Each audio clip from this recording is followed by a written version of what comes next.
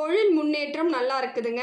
உங்களுக்கு இந்த 2025ஆம் ஆண்டு இவ்வளோ நாள் வேலை இல்லாதவங்களும் இப்ப வேலை கிடைக்கும். வேலையில இருக்கிறவங்க அதிகப்படியான சம்பளத்துக்கு வேலைக்கு போலாம். வெளிநாட்டுக்கு செல்லக்கூடிய வாய்ப்புகளும் அதிகமா இருக்குது. ஏற்கனவே நீங்க பார்த்துட்டு இருந்த வேலைய விட அதிகமான சம்பளத்தோட உங்களுக்கு ப்ரமோஷனுக்கும் வாய்ப்பு இருக்குது. அதுக்கான எஃபெக்ட்ட இப்ப நீங்க போட்டீங்கன்னா, உங்களுக்கு சரியா இருக்கும். யார் எது சொன்னாலும் அப்படியே நம்பாம, அது சரியா தப்பான்னு ஃபர்ஸ்ட்டு யோசிங்க.